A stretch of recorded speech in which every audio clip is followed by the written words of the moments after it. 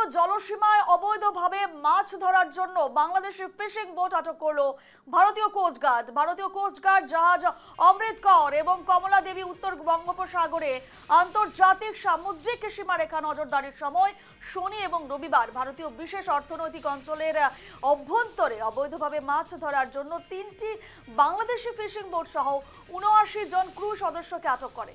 ধৃতদের মধ্যে 3 জন নাবালকও রয়েছে। পরবর্তী আইনি কার্যক্রমের জন্য ফ্রেজারগঞ্জ মেরিন পুলিশের কাছে হস্তান্তর করা হয়। আপনাদের আরো একবার জানিয়ে রাখি, ভারতীয় জলসীমায় অবৈধভাবে মাছ ধরার অভিযোগ ৭৯ ক্রু সদস্য সহ 3টি বাংলাদেশি ফিশিং বোট আটক করা হয়েছে। ভারতীয় উপকূল রক্ষীর হাতে আটক বাংলাদেশ। ধৃতদের মধ্যে 3 নাবালক রয়েছে। ধৃতদের ফ্রেজারগঞ্জ মেরিন পুলিশের কাছে হস্তান্তর করা হয়েছে। আর একবার জানিয়ে রাখি, ভারতীয় জলসীমায় অবৈধভাবে মাছ ধরার জন্য বাংলাদেশি ফিশিং বোট আটক করেছে ভারতীয় কোস্টগার্ড। এ নিয়ে বিস্তারিত জানবো। সরাসরি রয়েছেন আমাদের প্রতিনিধি প্রসূন। ঠিক কি এই মুহূর্তে ঠিক কি আপডেট উঠে আসছে? যেমনটা জানা যাচ্ছে, প্রায় ৭৯ জন বাংলাদেশে আটক করা হয়েছে এবং তাদের মধ্যে 3টি শিশুও রয়েছে। ঠিক কি আপডেট?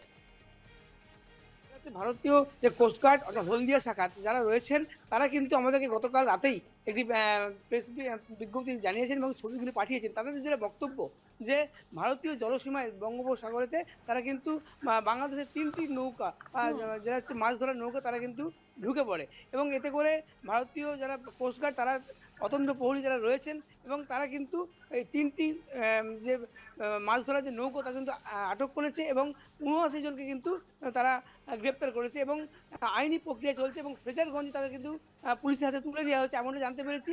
এবং মূলত যে বক্তব্য যে ভারতীয় জলসীমায় এই বাংলাদেশি যেগুলো যে ট্রলার বা নৌকা বলা যেতে পারে তারা কিন্তু জলসীমা অতিক্রান্ত করে কিন্তু ভারতবর্ষে প্রবেশ করেছিল এবং সেইভাবেই কিন্তু যারা অতন্ত্র প্রহরী ভারতীয় কোস্টগার্ড যারা রয়েছেন তারা কিন্তু 3টি যে মাছ ধরার যে নৌকা বলা যেতে পারে বা সেগুলো কিন্তু আটক করেছে এবং ৭৯ জনকে কিন্তু গ্রেপ্তার করেছে এবং বলা যেতে পারে যে 3 জনের মধ্যে শিশু রয়েছে।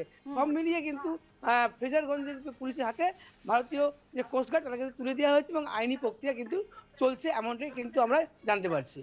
ধন্যবাদ প্রসূন।